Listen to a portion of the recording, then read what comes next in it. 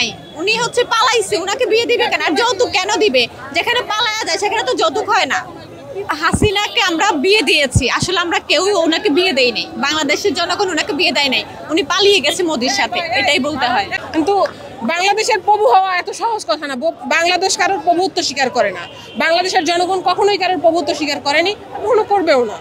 ভারত যে এই যে কুমিল্লা চায়, খুলনা চায়, রংপুর চায়, চট্টগ্রাম চায়, এটাকে কিভাবে দেখেন?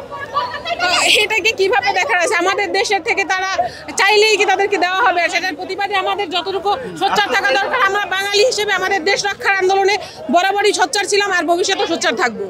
তাদের এত চাওয়া কেন? সেটা মানে চাওয়া আপনার, এটা তো আমি বলতে পারবো না আপনার এত চাওয়া কেন। আমি পারবো আপনার চাওয়ার প্রতিবাদ করতে, আমি পারবো আমার জায়গাটা থেকে প্রতিরোধ করতে। আর এটা অবশ্যই তাদেরকে সেই আশা, সেই আক্ষেপ কখনোই পূরণ হবে না তাদের, কারণ বাংলাদেশ কখনোই অন্য দেশের দাবিদারি করার জন্য জন্মায় নাই। যদি জন্মাইতো তাহলে বাংলাদেশ ৭১ সালে স্বাধীন হতো না, তাহলে এই যে ২৪ সালের গণঅভ্যুত্থান হতো না। এই এত কিছুর পরেও যদি কেউ মনে করে যে বাংলাদেশের উপরে কোনোভাবে প্রভুত্ব খাটানো যায় কিংবা তাদের ইয়াটা আমাদের উপরে চাপাই দেওয়া যায়, তাহলে সেটা তাদের ভুল। অ্যাকচুয়ালি তারা তাদেরই একটা ইয়াতে দেখছিলাম যে শেখ হাসিনার পাশে দাঁড়াচ্ছে।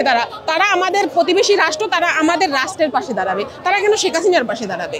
আমার প্রশ্ন হচ্ছে তারা কেন শেখ হাসিনার পাশে দাঁড়াবে? যে মানুষটারে মানে বিশ্বের কোনো রাষ্ট্র ঠাঁই দিল না, তারা তাকে ঠাঁই দিল, তাদের ইচ্ছা মতন তারা প্রোপাগান্ডা ছড়াচ্ছে, তারা তাদের পাশে থেকে এই করতেছে। তাহলে এটা আরও একটা দিক থেকে বাস্তবায়িত হলো যে শেখ হাসিনা বরাবরই বাংলাদেশকে ভারতের হাতে তুলে দেওয়ার প্ল্যান করতো, আর সেই প্ল্যানে ভারতকে সাহায্য করতো দেখে ভারত তাদেরকে এত ভালোবাসতো। এখন তো এটা প্রমাণিত।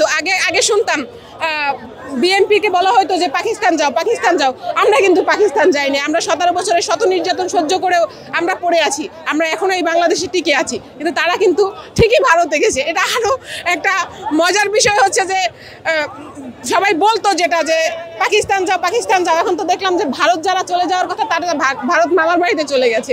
আর মামার বাড়ির মানুষ ভাগ্নির জন্য একটু দরদ হচ্ছে, তাই বাংলাদেশের উপর একটু করতেছে, কিন্তু তারা ভুলে গেছে বাঙালির রক্ত পরাজিত হওয়ার জন্য জন্মায় না।